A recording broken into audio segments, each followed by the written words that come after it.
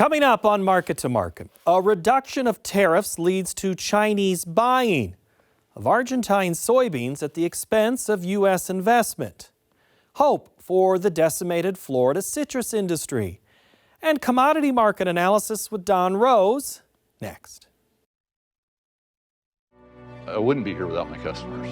Yeah, I'd like to thank the customers. They're very dear to our hearts. It's about the people that you're working with and the relationships that you have. Thank you. Thank you. Thank you. Thank you from the bottom of my heart. Tomorrow.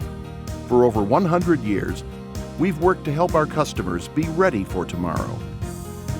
Trust in tomorrow. Information is available from a Grinnell Mutual agent today. This is the Friday, September 26 edition of Market to Market, the weekly journal of rural America. Hello, I'm Paul Yeager. If you pause long enough outdoors, you're likely to hear a hammer at a construction site. New home sales hit a 3-year high last month. Builders are adding incentives to move units in the volatile sector of the economy. The order for durable goods was also up in August. New orders for items meant to last 3 years or more expanded 2.9% on a surge in aircraft orders.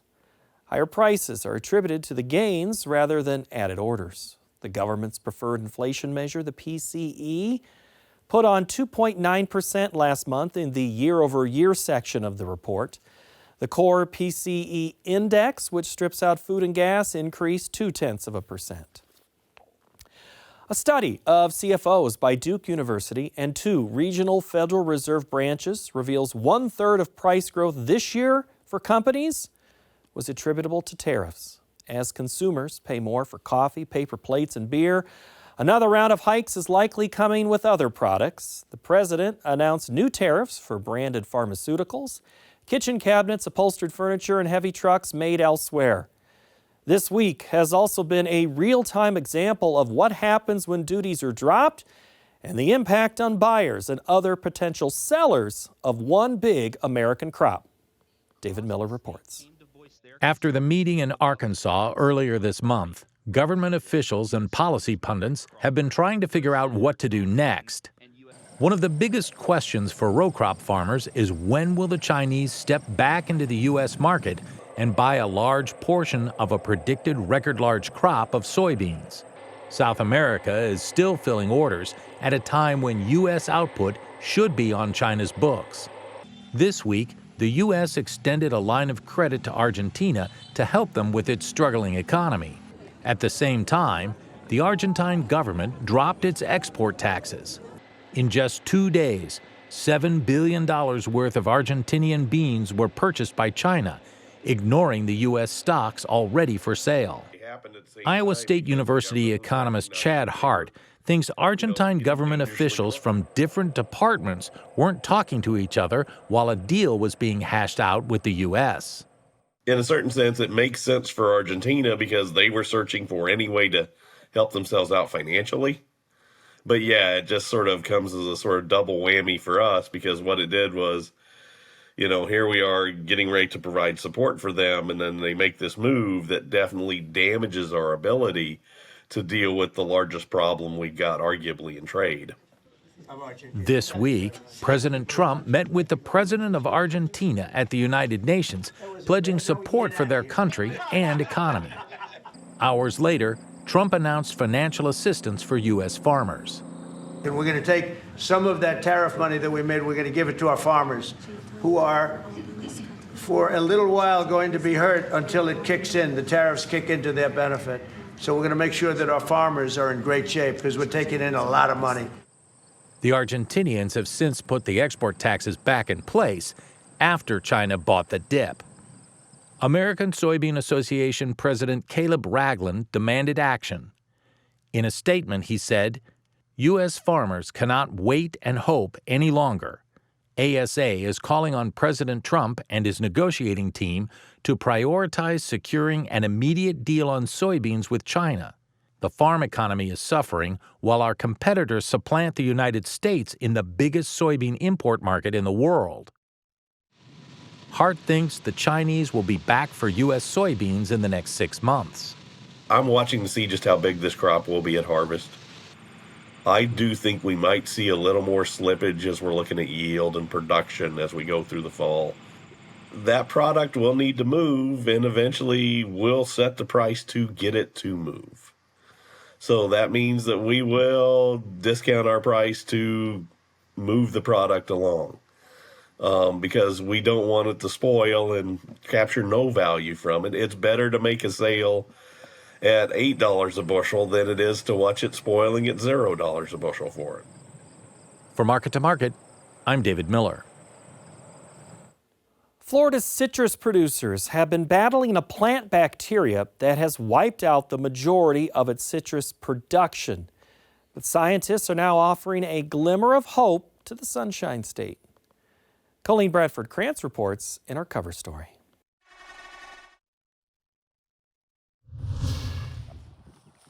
Ron English had spent 35 years as production manager at his family's Florida citrus business when the state was hit by citrus greening, a disease that has ravaged Florida's iconic orange and grapefruit industry.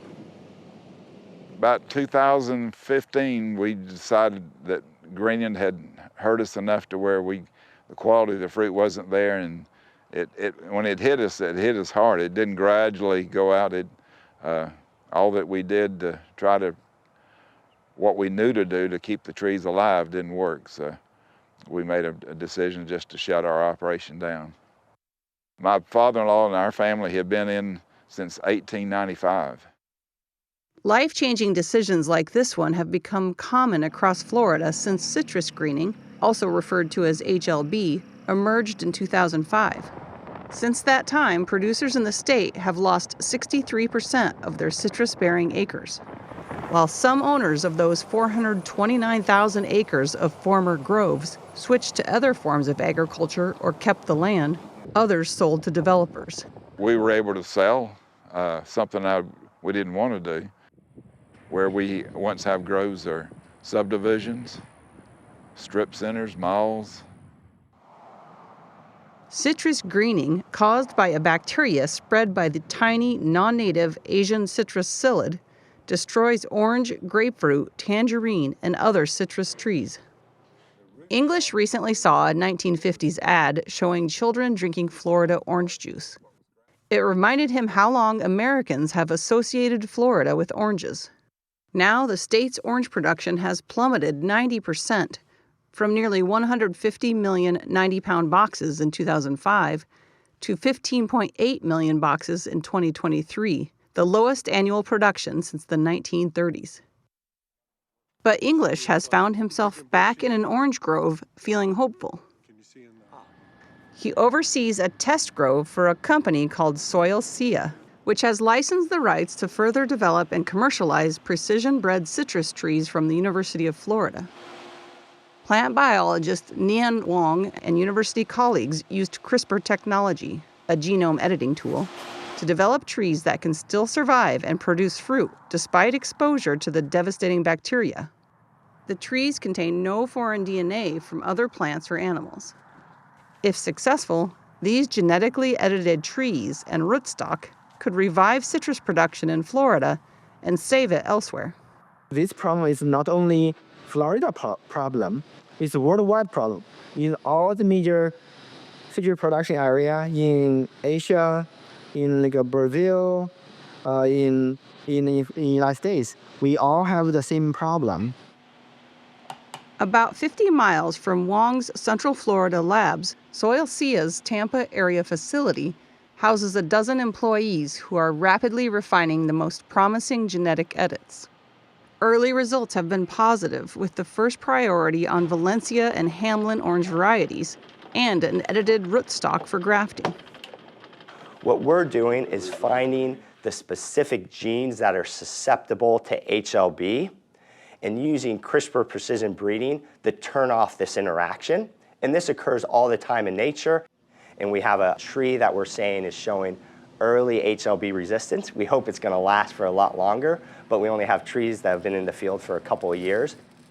every 6 months we retest them, right, to see if the bacteria is growing in the tree and what's going on. And every 6 months we're getting more and more confident. Lagos and his colleagues are also working on citrus greening-resistant grapefruit and mandarin oranges. We have to screen lots and lots of plants and different combinations of different CRISPR edits to see what plant, has the desired edit and which one has the desired, traits of resistance that we're hoping for. We spend a lot of time. These plants take 6 months to a year to get to the stage where they're in soil. So we have to be very thorough in screening so that all the effort we're devoting for, isn't a waste. In the past decade, Floridians have tried one possible solution after another, from spraying to kill the insects to tenting the young trees to protect them. All either failed or required costly repeated treatments. We do feel the pressure. They get it to growers quickly because, they're really struggling, right? It's a real testament to the growers that they've stayed in this industry, even with citrus greening. And now they may be close. How do you know they're disease resistant? Well, you got to put it into the field, right? You have to expose it to the psyllid. You have to expose it to the disease. So far, researchers say the trees that result from precision breeding look much healthier than the control trees. Different gene targets are showing tolerance where the plant actually still gets infected, but it's a big, beautiful tree compared to the controls. We're seeing others where the amount of bacteria in the plant is so low or almost undetectable compared to the controls. All that work in University of Florida and Soil Sea labs and greenhouses may finally bear fruit. Literally, they hope. But it takes almost half a decade before citrus trees produce significant amounts of fruit, after which traits such as taste and yield will need to be evaluated. If everything goes well, I think we'd be looking at the end of 2026 or maybe spring of 2027 where we kind of get those first commercial trees out there. But they're going to still have to plant these trees in numbers, and it's going to take 4-5 years, even maybe a little longer, before it's at full production. So they'll really start bringing the industry back. It's going to take some time. As for Ron English, he is once again optimistic that his grandchildren might someday have the opportunity to get the family back into the citrus business. This what we're doing is the key to getting back. And once we can get people started and start planting, I think it'll catch on. For Market to Market, I'm Colleen Bradford Krantz. Next, the Market to Market report. The grain belt harvest hits full stride while positions firm ahead of next week's government reports, and corn export sales set a record.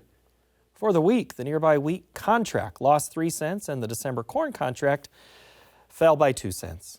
The lack of export demand kept a lid on the soy complex. The November soybean contract sold off 12 cents, while December meal declined $9.40 per ton. December cotton was even. Over in the dairy parlor, November Class 3 milk futures shed 28 cents. The livestock market was mixed. December cattle cut $1.43. November feeders put on $3.55. And the December lean hog contract improved by $3.42.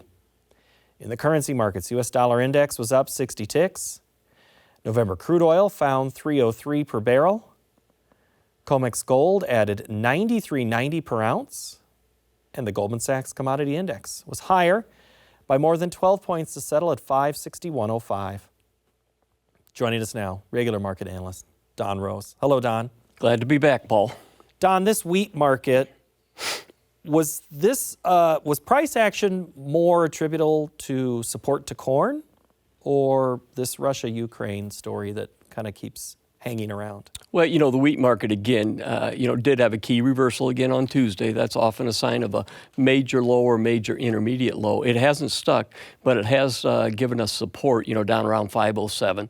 We can't get over 550. But I think the bottom line is, we bounced a little bit when the Russia-Ukraine rhetoric on the war popped up again. Remember, we shot up big when Russia invaded Ukraine. So I think a little bit of war premium in. But I think the wheat actually drug the corn market down. But Russia continues to sell wheat aggressively for money for the war. The EU crop is bigger. Australia's crop is coming at us. Argentina's crop's coming at us, all bigger. So that I think we're looking to North America to see if we have the weather problem in the spring. So everything you just said, Don, sounds a lot more fundamental than technical, but you started with a technical story. Technically, are you hearing people are selling at this point because of what technically is happening? Because what you just said fundamentally would scare me. Yeah, fundamentally it's negative, but I think you reach a level where you're at fair market value, and I think that's what the wheat market is. While it can't really go down a lot, hasn't really for a few months, but when you rally, the end users aren't spooked, get up there, but the funds are short about 90,000 wheat, and so I think that's a little bit scary if they ever come out of those shorts, but they need to be spooked by something, Paul.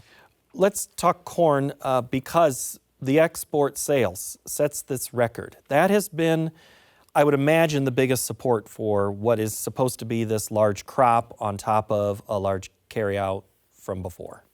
Yeah, most definitely. I mean, our export pace, our demand base has been very strong. But then you look at it, our neighbor is the one that's bought about a third of our exports on corn. So big exports, but it's from our neighbor. Argentina's selling corn. We've got a lot of competition. So I think the biggest supportive thing on the corn market is the fact that the producer shed the old crop supplies. But at this price level, Paul, it really doesn't work for a lot of people, and no interest in selling corn at harvest at these prices. That's what we're seeing. Do you get the sense that when you mention harvest, that we have maybe seen that harvest low even before we start harvest? Well, I tell you, we might be very similar to last year. Remember, we put our biggest yield in August. Doesn't that sound similar? That's what we've done so far this year. And then what happened is the yield constantly got lower until we hit the January report. It looks like, so far from what we're picking up across the gut side of the Corn Belt, the corn yield just isn't there. In fact, it's down like 10, 30 bushels versus a year ago. So look for that to ratchet down. Carryouts probably go down, but the demand also, the government has it very lofty, Paul. Well, so then what do you anticipate then ahead of the report next week? Well, yeah, we've got the stocks and all position report next Tuesday, so the government's going to tell us what do we have for stocks in the U.S. So, it looks like that one usually isn't a big mover.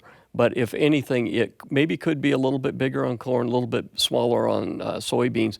Don't look for that to be a market mover. I think it's really what is the real yield coming off the combine. Test weights are poor, so that's one. We do have big carries in the corn market, which is to the producer advantage. But do you get the sense that the market has to really, truly see that the test weights aren't good and the yields are not as good before we see some type of action higher? Well, I think what we really need to do is the end user says, at this price level, I don't think it's going down a lot, and they start to cover. So I think that's the number one thing. And like we said in wheat, the funds are short about 100,000 contracts of corn. So you need a catalyst to move them out of that.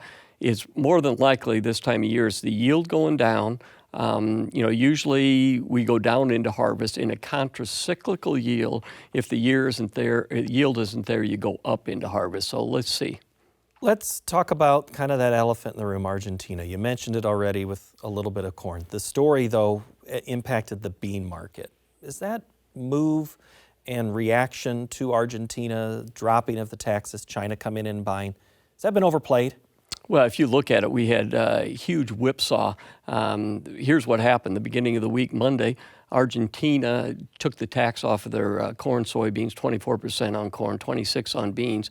That made Argentina's farmer soybeans $3 higher a bushel, corn 50 cents a bushel. They sold it. The world market pressed lower on soybeans, and China bought like 150 million bushels of soybeans from Argentina. So I think the bottom line is when you look at that, Paul, we had a lot of negative news this week. Soybeans didn't go down. I always say it's more important how do you react to the news than the news. But the news wasn't exactly friendly, which to me, doesn't it seem that a continued adding a layer of news, we haven't even gotten to the C word yet, we'll get to that in a minute. Are we coming back? Is anybody coming back to buy the U.S. beans anytime soon? Well, remember, we probably have lost, China, our biggest buyer, bought 54% of our exports last year, 800 and some million bushels. They bought zero so far this year.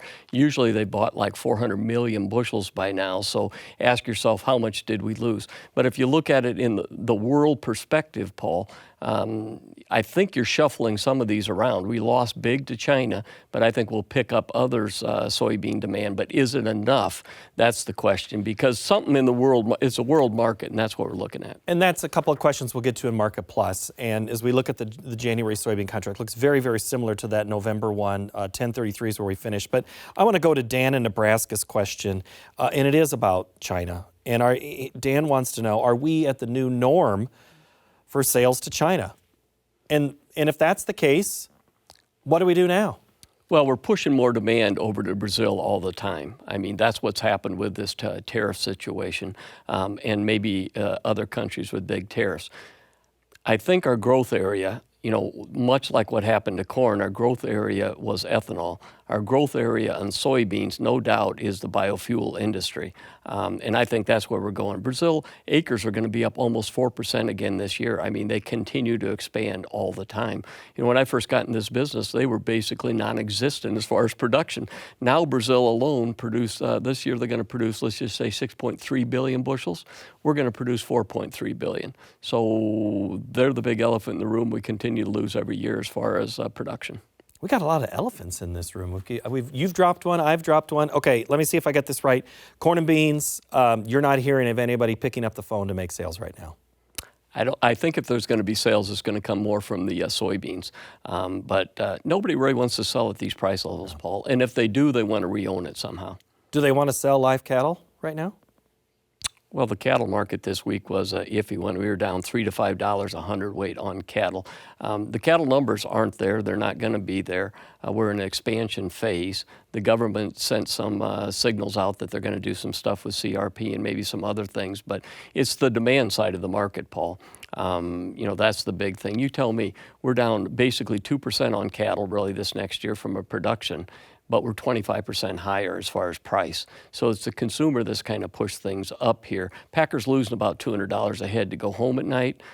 Cash market is under pressure. Boxed beef is down $45 in just short order. That's 11%. So something's going to give soon, but the break-evens by the feedlot, very lofty, $235, $240, whoever would have thought. Well, who would have thought these prices, period? Do you get the sense that, you mentioned packer margins, there is a question that I think we'll get to in Plus about packer margins. How much interest is there in buying, and how heavy are these animals? I mean, that's the big concern too. That you hit the nail on the head, Paul, because what we're running into is feedlot after feedlot. Feeders are so high that what they're doing is they're putting on extra pounds. I mean, we've had feedlots tell us they're going to put on another 100 to 200 pounds versus what their normal are. That's a lot. This last week we put on about 15 pounds over a year ago. That's about 10,000 head a week. So that's what's happening, part of it. But, we were talking about the cow-calf business. And also from an expansion standpoint, the cow-calf people are looking at it from a tax standpoint. We're running into more people holding heifers back just from a tax standpoint. Because that way and why? They don't have to pay taxes on it. They push them ahead. So maybe that's a helpful thing. That's a true capitalistic thing. We'll see. Well, the Secretary of Ag was in Kansas City this week, talked about, you kind of mentioned maybe no government support coming. I mean, is there going to be much appetite to help or need to help the livestock industry right now, given the prices we've been seeing? The cow-calf guy is fine. He's the biggest margins he's had. But it's the feedlots. Sure, you can make big money on 1 or 2 turns of cattle, but then your break-evens change. And, there's a lot of risk on the table. And that's what the government said. They're looking at CRP programs and helping out on some subsidies for some of these insurance products. And the question we always ask is, it sounds like what you talked about, corn and beans and wheat, is this an opportunity to fill some feed needs then? Well, I think from a cattle standpoint, I mean, if at harvest is usually a good time to cover your needs. So there's no doubt. We've got feedlots that are pretty well covered on feed needs just because it's too much risk if it goes up. I mean, maybe it goes down 20, 30 cents. Not a big deal. Hogs and pig report, hog inventory down 1% this week. What's that tell you? That's a bullish report. I mean, it's one of the most bullish reports I've seen for a long time, Paul. If you put it in perspective, our farrowings for the summer, 30-year low. Our breeding herd down to 11-year low. So, I mean, these are just bullish numbers. I think the surprise was we pushed up to resistance, made some new contract highs, but not wildly. And I think that's part of it just says that maybe we think that it's going to start, our DSFEB fair wings were at 100%. So maybe 103, 105 is good for now on the hogs. Do you see this months. Do you see this lasting a long time? Well, you know, we build up hogs faster than we do cattle, so I think that's the one thing. I think if the hog industry has some profits, I think they'll start to build the herd. We haven't seen that yet, but I think that could be the next move. You know what my next move is? To say thank you.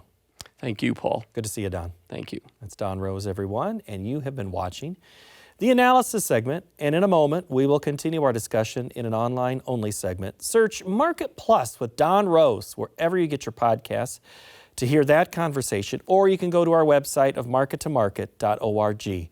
And you can harvest 3 podcasts a week from us. Take any of them with you any time of the year. So we have the Market Analysis, the Market Plus, and the MTOM. They're available each week from this very program. Subscribe today wherever you get your podcasts. Next week, a panel discussion around the next government report. Thank you so much for watching. Have a great week.